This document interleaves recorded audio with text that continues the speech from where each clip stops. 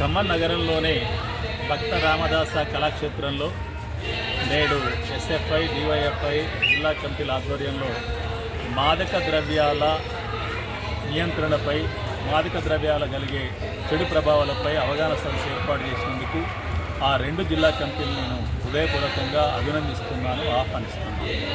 ఇదే సందర్భంలో ఖమ్మం నగర ప్రజలందరికీ తెలియజేసేది, ఖమ్మంలోని విద్యా సంస్థలకు తెలియజేసేది, అవి ప్రభుత్వ కానీ ప్రైవేటు విద్యా సంస్థలకు తెలంగాణ రాష్ట్రంలో మాదక ద్రవ్యాల వినియోగం పెరిగిందనేది గుర్తించిన వాస్తవం.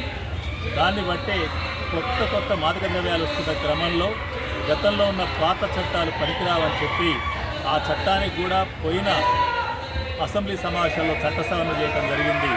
అందువల్ల ప్రతి పౌరుడు కూడా, తల్లిదండ్రులు, ఉపాధ్యాయులు, విద్యార్థులందరూ కూడా మా నగరంలో మాదక ద్రవ్యాలు ఎటువంటివి ఉండొద్దు, ఎవరూ సేవించరాదు, మాదక ద్రవ్యాలు లేని నగరంగా ఖమ్మం నగరాన్ని మేము ఏర్పాటు చేసుకుంటాం. అదేవిధంగా ఖమ్మం జిల్లాలో కూడా మాదక ద్రవ్యాలు ఉండొద్దు, అదే పద్ధతిలో తెలంగాణ రాష్ట్రం మొత్తం కూడా మాదక ద్రవ్యాల రహిత రాష్ట్రంగా మారేటందుకు కృషి చేయాలని చెప్పి మీ ద్వారా ప్రజానికం మొత్తానికి నేను విజ్ఞప్తి చేస్తున్నాను. రెండవది, అధిక లాభాలు వస్తాయని చెప్పి మాదక ద్రవ్యాల వ్యాపారం చేసే వ్యాపారులకు కూడా నేను చెప్పేది ఏంటంటే, అయ్యా మీరు బతకడానికి చాలా పనులు ఉన్నాయి సమాజంలో, మనుషులు బతికే పని చేయండి, మనుషులకు ఉపయోగపడే పని చేయండి.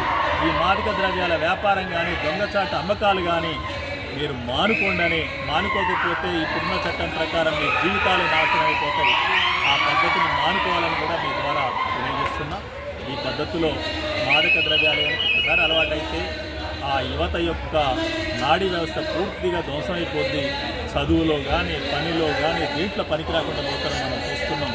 అందువల్ల అందరం కలుద్దాం, మాదక ద్రవ్యాల రహిత రాష్ట్రంగా తెలంగాణను, మాదక ద్రవ్యాల జిల్లాగా ఖమ్మం జిల్లాను, మాదక ద్రవ్యాల రహిత నగరంగా ఖమ్మం నగరాన్ని తీర్చిదిద్దామని చెప్పి మీ ద్వారా విజ్ఞప్తి చేస్తున్నాను.